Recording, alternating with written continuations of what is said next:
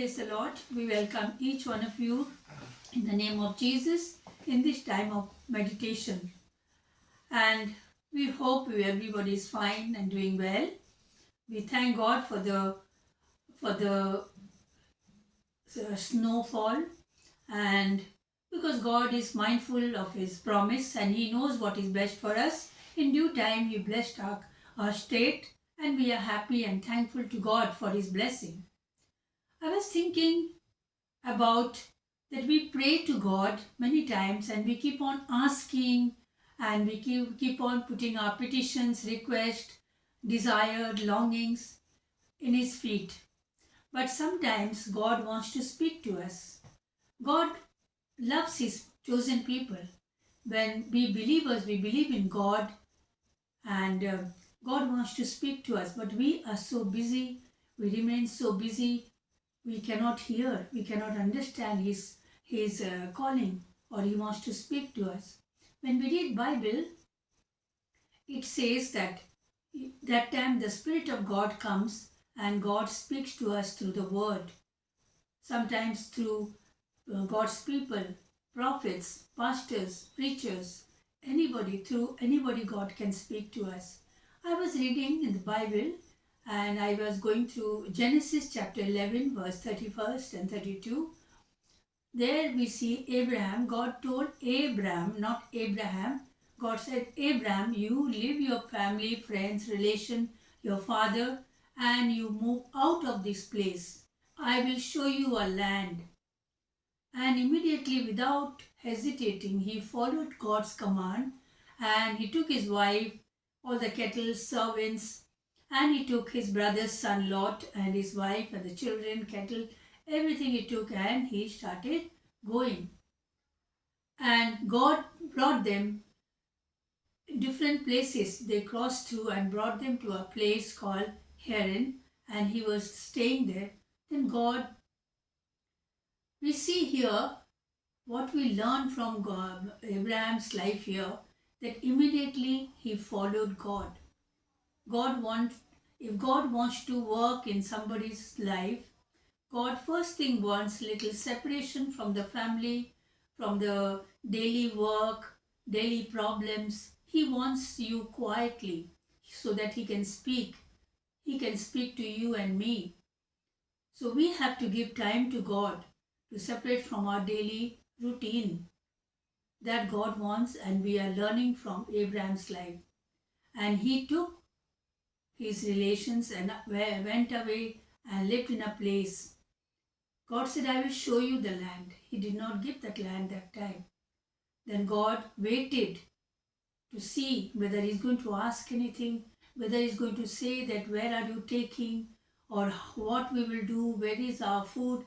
Nothing He asked, because the Bible says He will provide everything. Every needs will be provided through God when you work for God and we come out of it.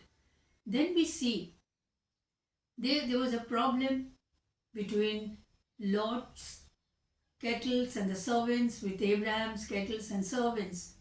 Then Abraham took time and thought of separating himself from Lot. He said, it's better we separate ourselves. You go one way, I go one way, so that there will be no misunderstanding. Because once we realize this, when we have problems at home, in our relations, in our friend circle, for some time we can be separated. Instead of doing argument, open up old things and doing lot of bad talks and anger, is better we separate and we remain separate, but we remain one in heart, but we remain and we pray for each other. So this way God is teaching us here about Abraham and Lot's life. And here also another thing we see, that Abraham told Lot, you take the place wherever you want to go, whether east or west or south or north, anywhere. Then he looked around and he saw the land, the bank of river Jordan. Then he said that these are greenery, and that means I will grow very well, and I will take this. And he took from the bank of river Jordan to Gomorrah. the place called Gomorrah. He took that land and he went there. You see here, they had conflict. Why? Because of the property, because of the wealth, because Abraham was having more than Lot. Their servants were fighting also for that.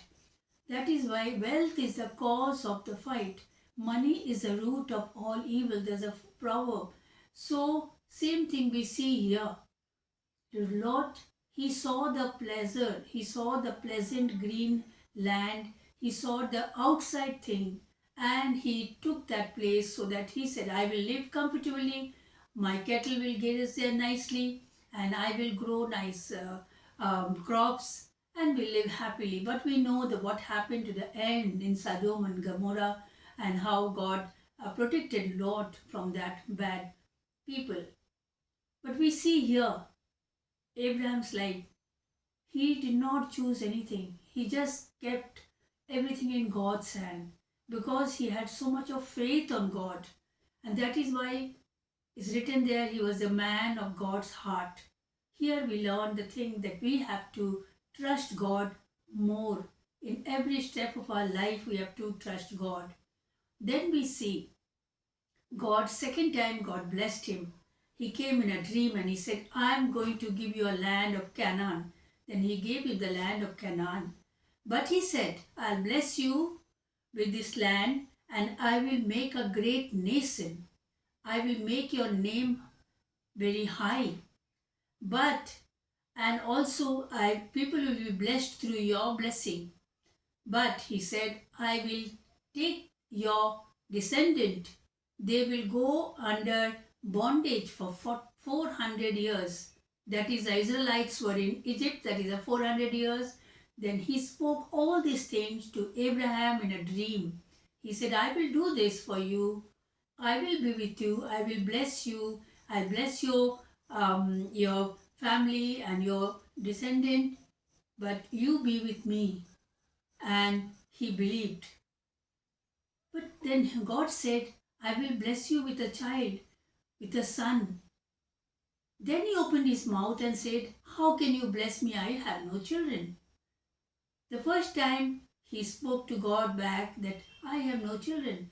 Then he said, I'll give you a son through Sarah, who will be a blessed lady, and her name will call Sarah, not Sarai, and also your name will be Abraham, not Abraham from this day onward. And he believed, but he kept in his heart, and all these things Sarah also heard, and Sarah was smiling and laughing in her heart that how can it be possible?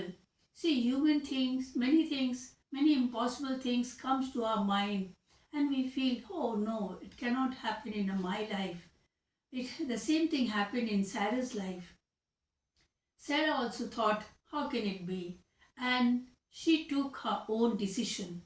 And sometimes we also take some decision without God's knowledge or without prayer, without thinking, without reading words. We don't get the proper answer. We take some decision and we fall into trouble.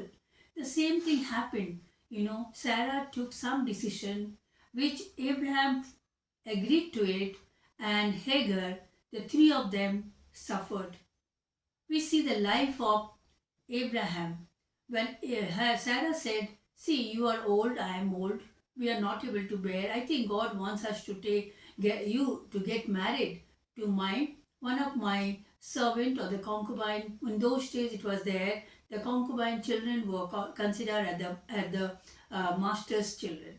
So she took one lady Hagar and he said, you marry this lady and she will give you a child. And Abraham agreed to it.